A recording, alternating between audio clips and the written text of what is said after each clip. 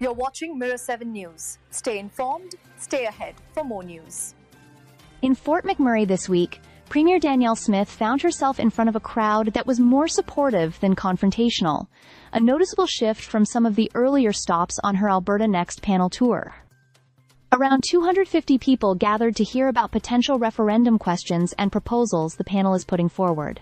Unlike past events in Edmonton or Red Deer, there were no protest signs outside the venue, and the tone inside leaned more toward approval than outrage. Smith used the evening to reinforce her message that the province's biggest challenges are not of its own making, but rather the result of Ottawa's policies. She told the audience that Alberta is being overtaxed, and she insisted that federal restrictions are preventing the province from generating the kind of wealth it could otherwise produce through oil and gas. This framing drew applause, with many in the crowd agreeing that Alberta needs more control over its own future. The panel's 6 proposals were on display, including ideas like pulling Alberta out of the Canada Pension Plan and replacing the RCMP with a provincial police force. Some attendees went so far as to suggest Smith should be running the country, while others praised her as the best premier in Alberta's history. Still, the evening wasn't free from criticism. Concerns were raised about large classroom sizes,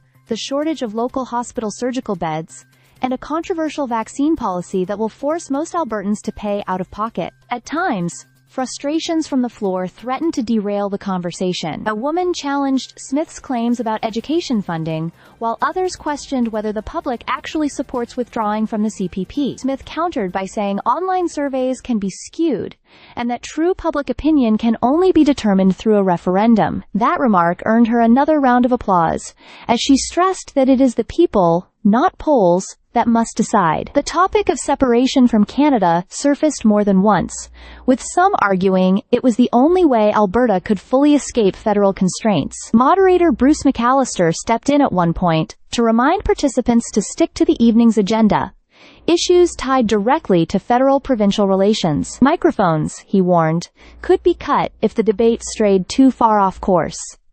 Despite moments of tension, the overall energy in the room leaned in Smith's favor. Supporters were eager to show their alignment with the proposals, often through straw polls conducted at these events. The panel will continue gathering feedback, with its next stop scheduled in Lloydminster. For Smith, the reception in Fort McMurray signaled momentum, proof that her message about standing up to Ottawa resonates with many Albertans who feel frustrated, unheard, and ready for change. Stay subscribed for more videos.